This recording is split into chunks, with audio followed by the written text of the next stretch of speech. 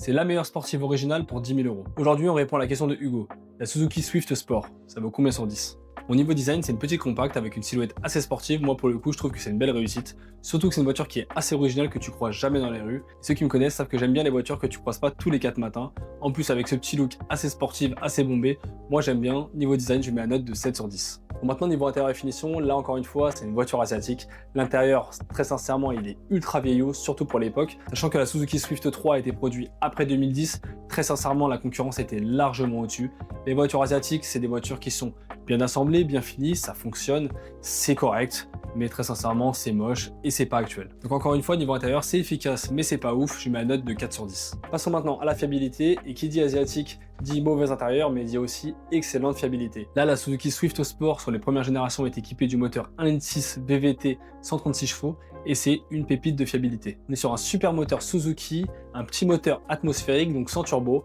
La voiture, elle chante bien, c'est un bon moteur qui est robuste, qui est fiable, peu importe le nombre de kilomètres, je mets la note de 9 sur 10. Si on parle maintenant de la cote et de la revente, c'est une voiture que tu trouves sur le marché français entre 8 et 11K selon l'année et le kilométrage. Ce qui pour moi est un budget hyper raisonné et hyper accessible pour une petite sportive. Alors quand je dis sportive, évidemment c'est que 136 chevaux, c'est pas un monstre, mais avec son petit moteur Atmo, on a de quoi se faire plaisir, c'est un petit karting sur la route. Après sur le marché, c'est une voiture qui est assez peu connue, donc assez peu recherchée. Après encore une fois, si t'as une Suzuki Swift Sport en bon état et bien entretenue, tu peux la vendre assez vite parce que tu as une petite équipe de connaisseurs, une petite fanbase qui peut rechercher ce type de modèle. Tu as peu d'exemplaires qui tournent en France, c'est un modèle assez peu connu, donc forcément en termes de cote et de revente, c'est pas forcément exceptionnel, je lui mets la note de 6 sur 10. Parlons maintenant du rapport qualité-prix de cette Swift Sport.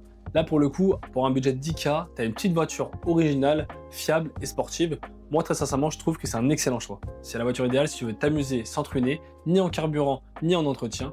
Pour le coup, à part l'intérieur qui est vraiment pas dingue, rapport qualité-prix, je lui mets une bonne note de 7 sur 10. La Suzuki Swift 3 Sport obtient la moyenne générale de 6,6 sur 10, ce qui en fait une excellente note pour cette petite caisse rare et originale. Cette Suzuki Swift Sport, c'est pas le choix le plus sportif, c'est pas la plus rapide, c'est pas non plus la plus premium, mais c'est peut-être l'achat le plus malin si tu veux acheter une bonne voiture à 10 000 euros sans te ruiner. Si toi aussi tu cherches une petite sportive à 10 000 euros, n'oublie pas de mettre cette vidéo en favori. Et si comme Hugo, tu veux que je note un modèle, dis-le moi juste en bas.